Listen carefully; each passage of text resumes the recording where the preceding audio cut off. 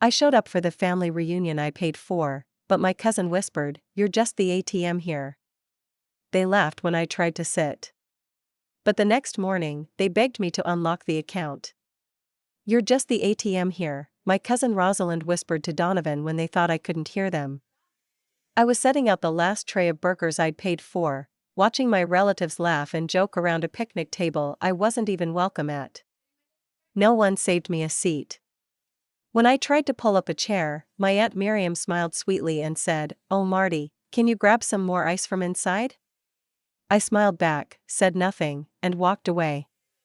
But that night, I locked the family grocery card and paused the Venmo accounts I'd set up for their reimbursements. The next morning, they were banging on my door, begging me to fix the card so they could go get steaks. My cousin Simon had the nerve to ask if I could just unlock it so we can finish the weekend. I looked him dead in the eye and said, "Must be a glitch. My name's Martin Delacroix, 48, and I've made a decent life for myself after years of building a chain of hardware stores in northern Michigan. I'm divorced. No kids. I've learned to enjoy the quiet. After my mom passed, I pulled back from my extended family. No drama, just distance. The Delacroix clan is loud, messy, and entitled. Every get-together turned into a passive-aggressive Olympics, complete with backhanded compliments, guilt trips, and kids running wild while the adults got drunk and nostalgic over things that never really were. So I stopped showing up. I didn't miss it. But apparently, they missed my wallet. Last year, Rosalind started a group chat called Delacroix Summer Bash 2024. She wanted to organize an epic family reunion on Lake Charlevoix. It was going to be classy but chill, her words. She had a Pinterest board and everything. Everyone was pumped, at least until it was time to talk about money. "Hey Marty," she texted in the group. "Since you haven't been to the last few reunions, maybe you could help cover this one? You know, kind of make it up to the family?" She wrapped it in sugar, but it was clear, she wanted me to pay. And I did. Maybe I was feeling nostalgic. Maybe guilty.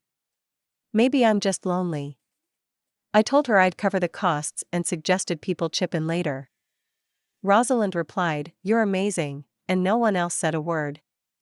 I found a stunning lakeside rental, huge house, private dock, kayaks, fire pit. The whole thing cost around 12 grand for 5 nights. I covered groceries, activities, even gas cards for the cousins driving in from Chicago and Cleveland. Not one person Venmo'd me. They all showed up late the first day, dragging coolers of off-brand beer and kids with sticky fingers. It was chaotic but not unexpected. I played host, made burgers, restocked the fridge, ran errands. That night, I was the last one to eat. They'd finished off most of the food, left greasy plates in the sink, and were playing cards around the big dining table. I stood awkwardly in the doorway with my plate, looking for a seat. Rosalind looked up. "Oh, Marty, would you mind grabbing the extra folding chair from the laundry room?" So I did. I ate in the sunroom, alone, listening to their laughter through the walls. By day 2, the dynamic was set. I was the unpaid coordinator.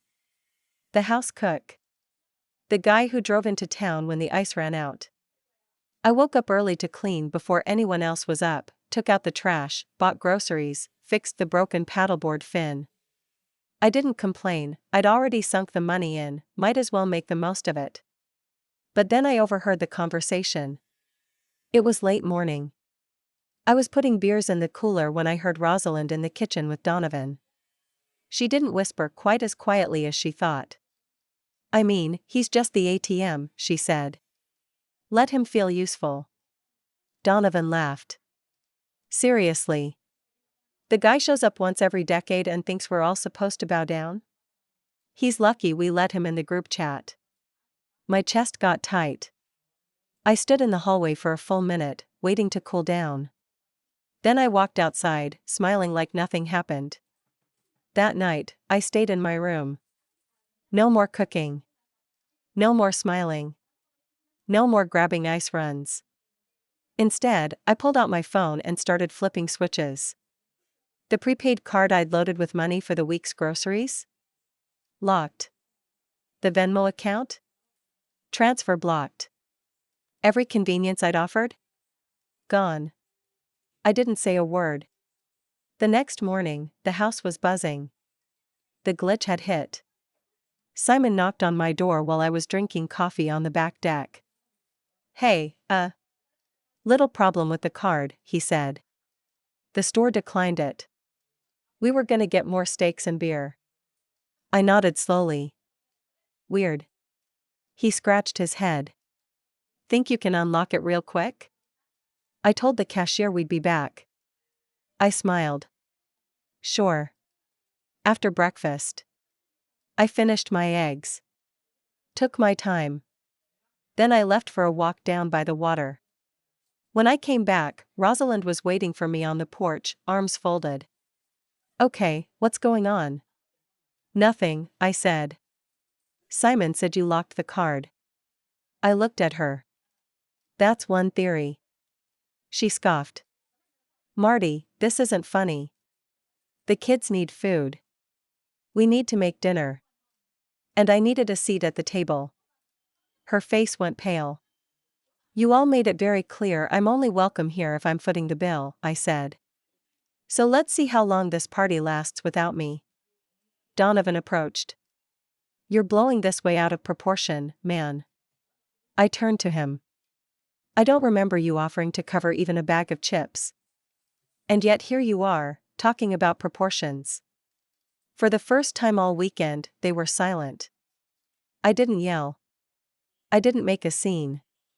I just went back to my room, packed a small bag, and took my keys. I told them I'd be gone by morning, and the remaining booking days were cancelled. I called the rental agency and paid the early termination fee. That night, they sat on the porch, quiet, sipping beer without music or laughter. I think it finally hit them, there wasn't a magical money man in the background anymore. The next morning, Simon texted, we were hoping you could at least help get us through the last day or two. Everyone's willing to chip in now. Too late.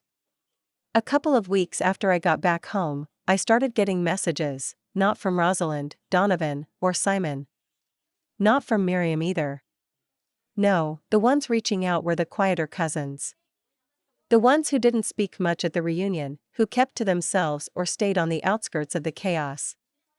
I hadn't even realized how many of us there were, quietly orbiting around the loud, self-appointed core of the family. The first message was from my cousin Talia, who lives in Saginaw. We hadn't spoken in years. She sent a simple message, hey, I heard what happened at the reunion. Just wanted to say. Good for you. That was it. No small talk. No follow-up. But something about those 5 words felt better than any of the fake gratitude I'd been getting before. Then came Julian, who'd skipped the reunion altogether. He and I used to play chess at reunions as kids, back when they were small enough to fit into one house. His message was longer. Marty, I got wind of how they treated you. I skipped out on the reunion for a reason. I always felt like it was less about family and more about seeing what people could squeeze out of each other. I heard you finally said no. Respect. One by one, a few more reached out. Small acknowledgements. Some had their own stories. Talia told me how Rosalind had tried to get her to pay for a family Christmas party 2 years ago, framing it as contributing for everyone. Julian said Donovan once guilted him into loaning him $1,000 that he never got back. It was like peeling back wallpaper and finding mold underneath. The shiny facade of family unity had covered a rotten structure.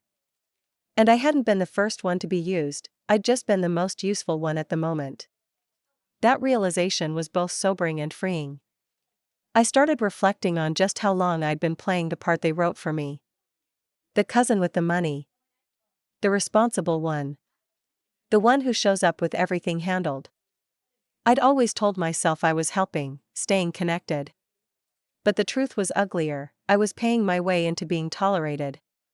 It stung, thinking about how far back it went. I remembered a Christmas when I was around 35, just divorced, No kids to dote on, showing up alone with a trunk full of gifts for all the nieces and nephews. Rosalind had gushed about how sweet I was, how lucky the kids were to have an uncle like me. But no one had asked how I was doing. No one asked what it felt like spending my first holiday alone in a decade. It had always been like that. They took the version of me that was easiest to deal with. The version that smiled, gave, and didn't ask for much in return. It made me think back even further, to the last family reunion I hadn't paid for. It was my mom who organized that one. She was the kind of woman who somehow made paper plates and folding chairs feel elegant. She'd planned everything down to the last potato salad, and when it was over, she handed out handwritten notes thanking people for showing up. I remembered watching her go from table to table, checking in on people, laughing loudly, hugging tightly. And when the reunion ended, she cleaned everything up herself. She said she didn't mind. She said, "Sometimes you do the work because it's worth it." But I wonder now. Was it? Did she feel the way I did?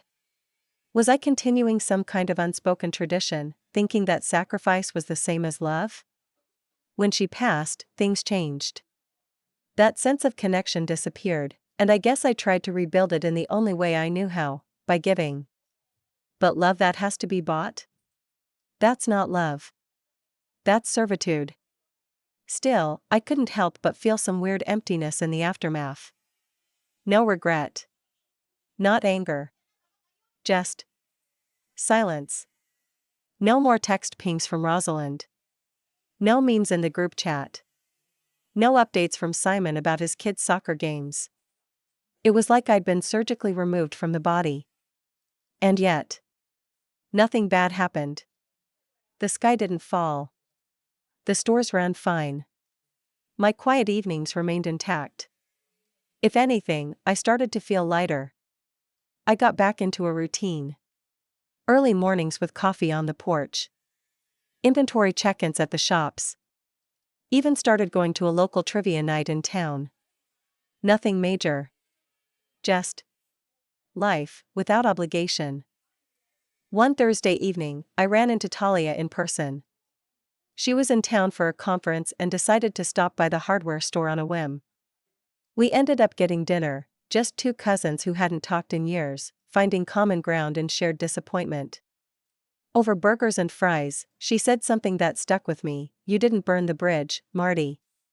You just stopped carrying the weight of it." That was exactly it. I hadn't made a scene. I didn't write a long Facebook post airing family drama. I just let go. Quietly. Intentionally. After that dinner with Talia, I started to reframe everything. The reunion wasn't a meltdown. It was a line in the sand that had been begging to be drawn for years. And the silence that followed wasn't a punishment, it was peace.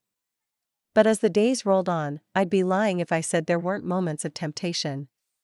Moments where I considered texting someone, reopening the conversation, maybe smoothing it all over with some polite Midwestern self-deprecation. I didn't, though. What held me back was remembering just how deeply that one whisper, "You're just the ATM here," cut. Not because it was surprising, but because it confirmed something I'd tried so hard not to believe. Still, despite everything, some guilt lingered. The kind that sneaks in during the quiet hours. I'd see an old photo on my fridge of one of the earlier reunions, me in a goofy shirt, holding a baby I couldn't name now. Everyone was laughing, crowded around mismatched lawn chairs. It looked warm. Familiar. But then I'd remember the truth behind the frame. How I'd paid for the catered barbecue that year.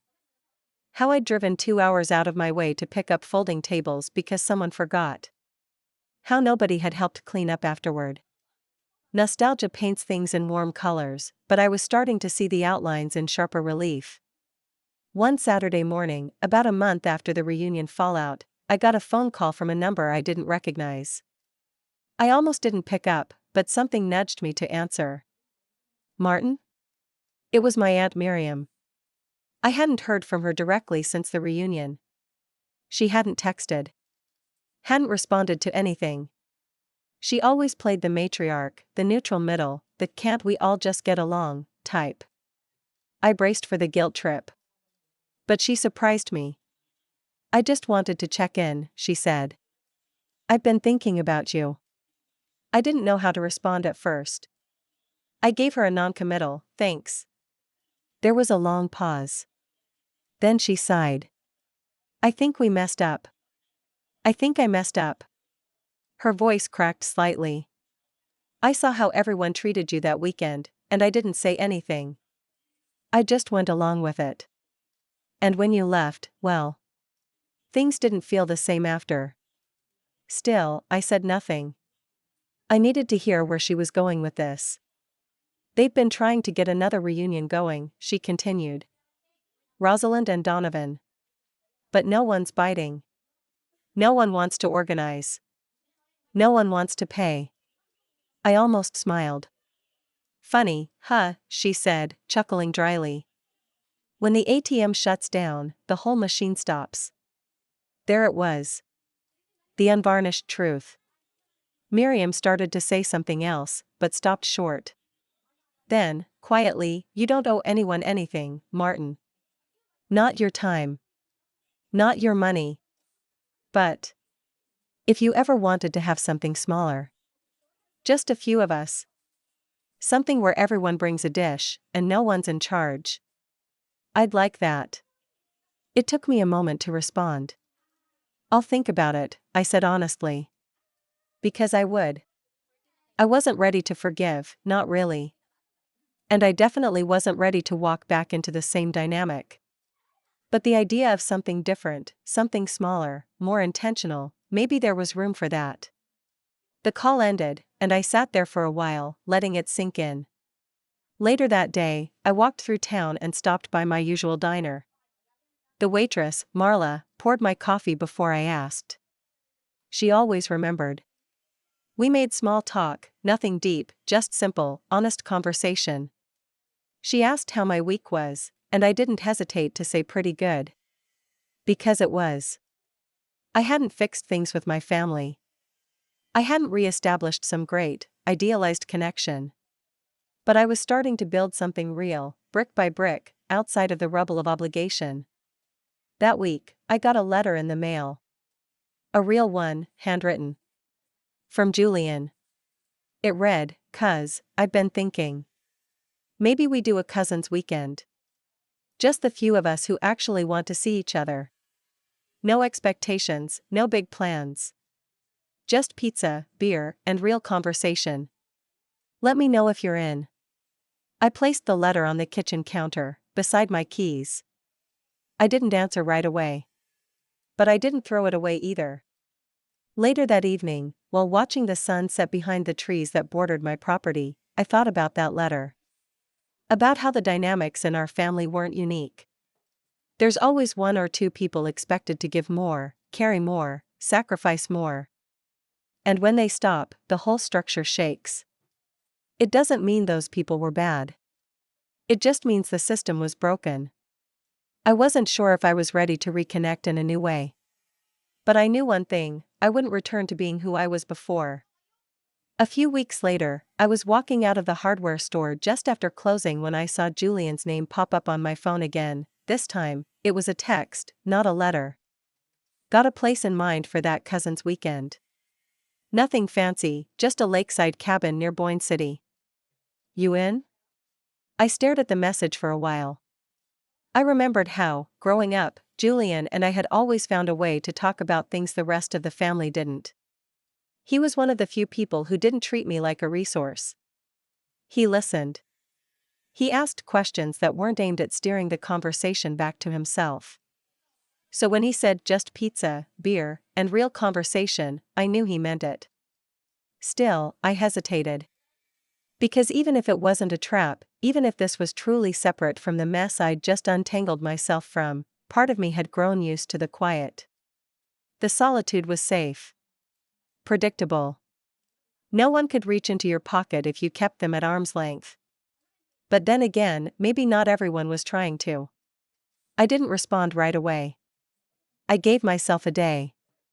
That evening, I pulled out the old duffel bag I used to keep packed for quick work trips.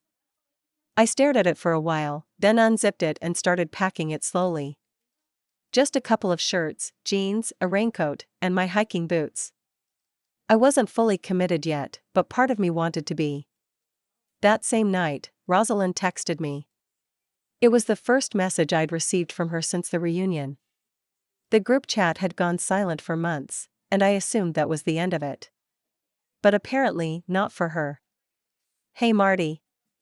Hope you're doing okay. Just wanted to say sorry if we made you feel unappreciated this summer. I guess things got a little messy. No hard feelings, I hope? That was it. No ownership. No real acknowledgement. Just vague phrasing and a carefully placed we, as if the disrespect I felt had been a small oversight instead of a steady drip of condescension and entitlement.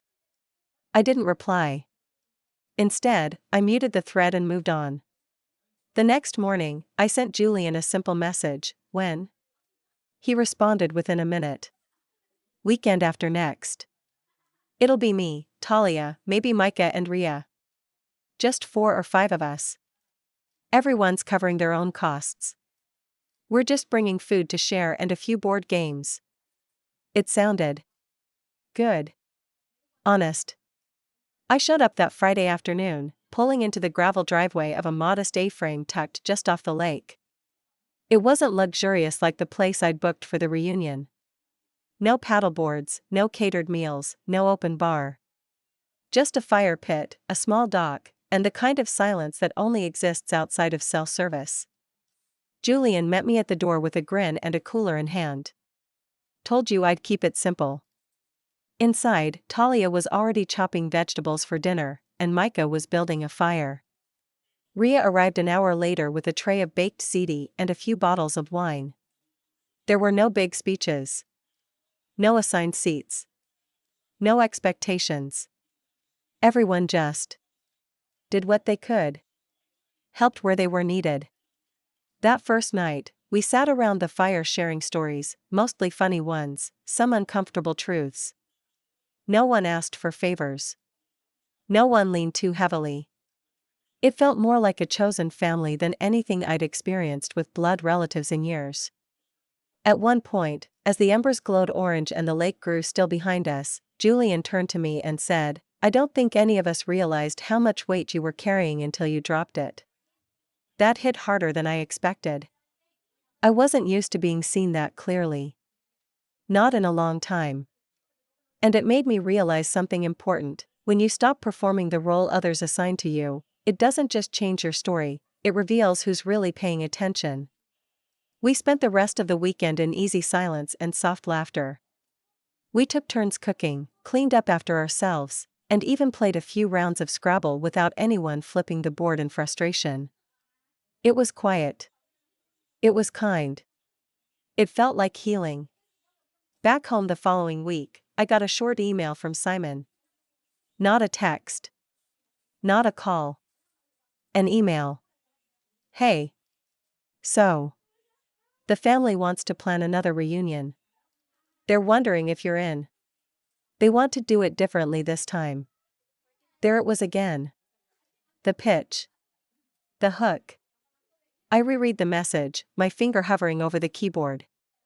But I didn't respond, not yet. Because this time, the decision wasn't about guilt. It wasn't about proving anything. It wasn't even about forgiveness. It was about choosing life, and the people that respect my boundaries. I left Simon's email sitting in my inbox, unread but not ignored. I saw it every morning when I checked for vendor updates and order confirmations for the stores. Every time I hovered over it, I could feel that familiar tug, that little whisper of obligation that used to lead me straight into sacrifice. But the silence between me and the rest of the family had clarified something I'd never let myself fully believe before. I didn't need them. Not in the way they assumed.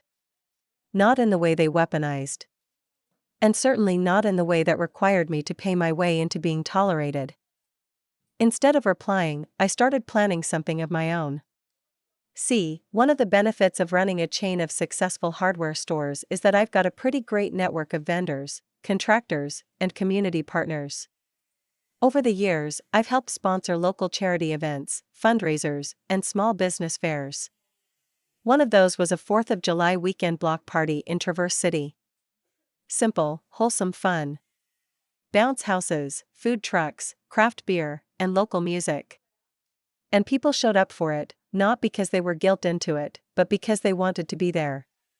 So I reached out to a few of those vendors, threw in a sponsorship under the Delacroix name which now only referred to me, not the whole family, and planned a backyard barbecue of my own. I called it the Good Folks Cookout, by invitation only. Just friends, some extended cousins like Julian, Talia, and a few other people I'd grown close to since cutting ties with the core group. No RSVPs were required. Just bring a dish, bring your own drinks, and bring your respect.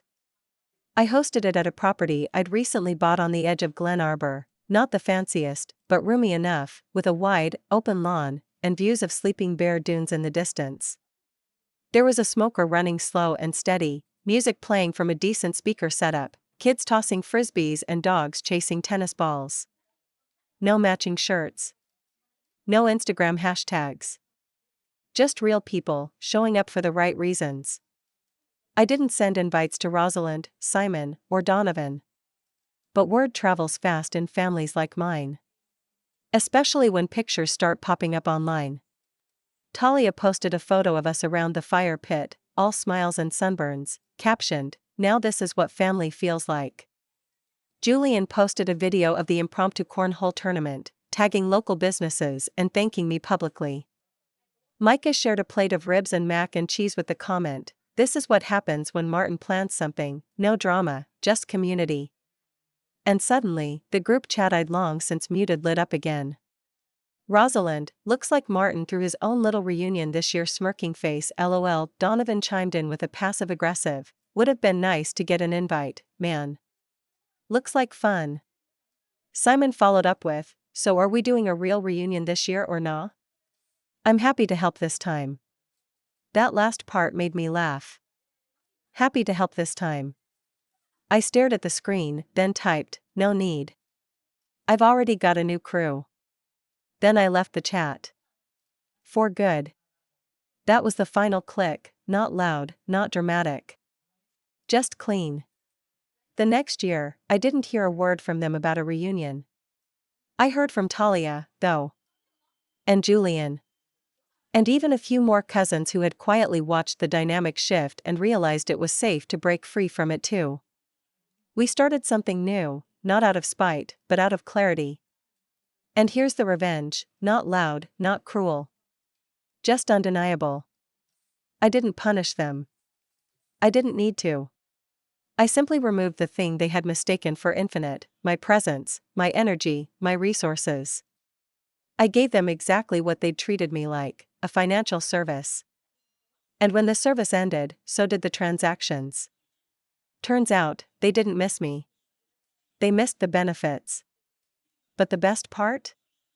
They had to sit back and watch from the sidelines while the cousin they dismissed as just the ATM built a better, healthier, happier version of what they claimed to want, without them. Now, every summer, we have our own gathering.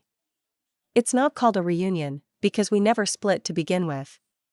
It's just good people, good food, and no one footing the bill unless they choose to.